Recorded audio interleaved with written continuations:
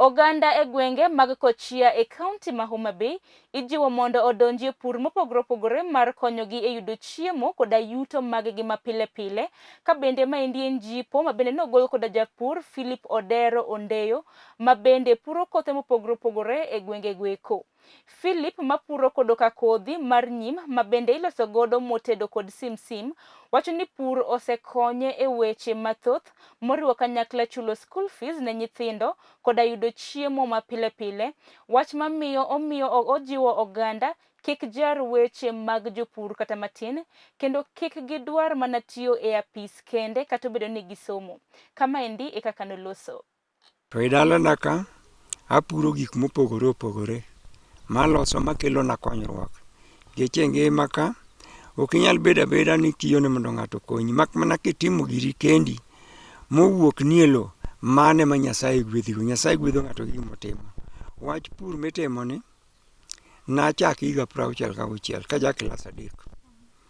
Kana somo piny kamoro ka Nyamwandhiwa to nadak gi nyamera to naneno ka giloso lembe yiende gik mopogore opogore.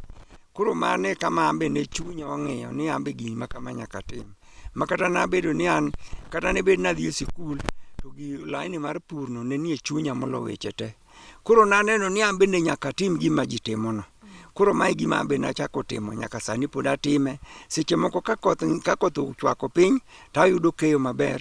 Tause lokali ji madware ng'eny be ma ochame. To ambe ause kamano to mo taloso kian mwatedo go mwachamo. Kata maka loso kasebiro chechi koseikore tabiro lose mono koro mitedo ngech en mo makare monge tuo moro mane iye ngech onge chemical mokadhe. Koro miyo mo miloso kienyeji no ber molona mag duka gi. Ma omiyo asebedo ka an e ngima makare kata gi nyithindo kata tuoche mang'eny magore kuom joyuma onge. Koro miyo nago erokamano amedo mana jiwo ji ni ka ng'ama nyalo bedo ng'ama kare ilos gimoro e lo. Kor gweng' ka to kum chotha ate ng'ama pidhe. Nitie jomoko mane teme to ofelo ok time. To hata asebedo katime atima chakre ndalogo nyaka kawuono. Higa ka higa teme. Kata owuok na matin to teme atema kano mana kodhi matin to ateme. To en gima kikawo kipidhe tilude kaka kal. Koro kiselude kaka kal tidoda kaka idoo kal to donga donga. Koro miyo naneno kaka kar got kata yudo ka koro time maber malo pap. Nikech ka ng'ich ng'eny kata koth ochwe matin to kitege miyo losi komedo bedo mang'ich owuok maber. Koro miyo mae gima temo kata kaka mapidho kani.